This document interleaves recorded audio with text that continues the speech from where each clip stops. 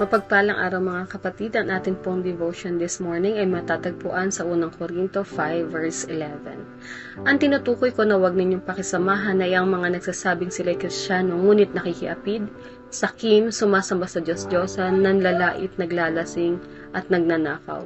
Huwag kayong makikisalot sa ganyang uri ng tao. Sa atin pong kultura bilang mga Filipino ay hindi po tayo sanay sa mga confrontational. Hindi tayo sanay na nakikipag-usap para ayusin ang mga bagay-bagay. Aminin natin po sa hindi ay ganito po ang ating kultura. Ngunit ngayong araw po ay makikita natin kung paano si Apostol Pablo ay tahasang sinabi kung paanong dapat na ang isang Kristiyano o iglesia ay tumayo upang ituwid ang isang nagkakasala. Ang iglesia po sa Korinto ay sinulatan ni Pablo patungkol sa kung paanong ang iglesia ay tutugon sa isang taong patuloy na nagkakasala. Kung paanong dapat po na pinapractice ang church discipline sa loob ng iglesia. Makikita sa unang Korinto 5 verse 5 na sinabi niya, ibigay ninyo kay Satanas ang taong iyan upang mapahamak ang kanyang katawan at nang sa gayon maligtas ang kanyang espiritu sa araw ng Panginoon. Ito po ay sinasabing gawin sa isang taong nakiapid sa asawa ng kanyang ama o kanyang stepmother. Ngunit imbis na i-correct or i-deal ang kasalanan at itiwalag sa iglesia, ay hinayaan lamang po ito ng iglesia ng Korinto. Kaya naman po ang mga taga-Korinto ay direktang pinagsabihan ni Pablo na huwag makisama sa nagsasabing sila ay Kristiyano, ngunit nagpapatuloy naman sa paggawa ng kasalanan katulad ng pakikiapid, kasakiman, pagsamba sa Diyos-Diyosan, nanlalait, naglalasing o nagnanakaw. At bilang iglesia, tayo po ay tinawag mula sa kadiliman tungo sa kaliwanagan. Ang ibig sabihin po ay mamuhay tayo sa katulad ng mga taong naliwanagan. Mamuhay tayo ayon sa kaliwanagan ng salita ng Panginoon. Ang iglesia po ay grupo ng mga taong naliwanagan at pinili upang magbigay ng kapurihan sa Diyos. At yun po ay hindi pamumuhay na patuloy sa pagkakasala.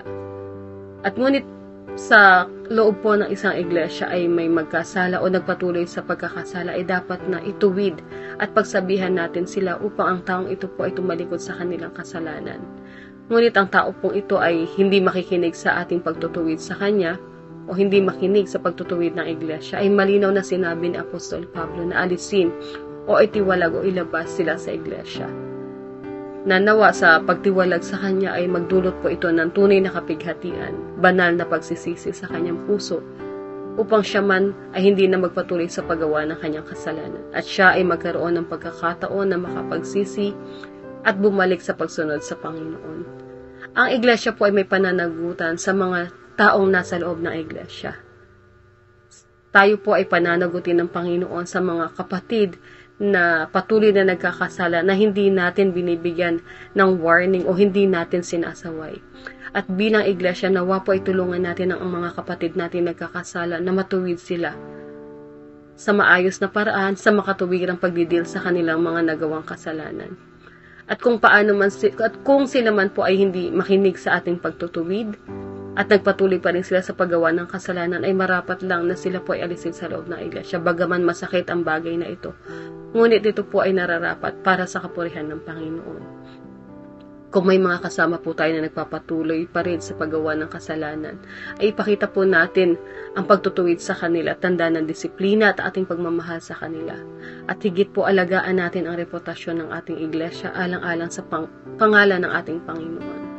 Sabi nga po sa Kawikaan 3 verse 11 to 12, aking anak, ang saway ni Yahweh ay huwag mong mamaliitin at ang kanyang pagtutuwid ay huwag mong itakwil. Pagkat lahat ng mahal niya ay tinatama ng daan tulad ng anak na minamahal, sinasaway ng magulang. Kung tayo po ay may tunay na pagmamahal sa ating mga kapatid, nawa ay bigyan natin sila ng babala sa kasalanan kanilang ginagawa. At kung tayo man ay tinutuwid, tayo po ay magpasakop at magpakumbaba at talikuran ang kasalanan at makita sa ating buhay na tayo ay mga tunay na naliwanagan at namumuhay sa katuwiran. Muli po, mapagpalang araw sa ating lahat.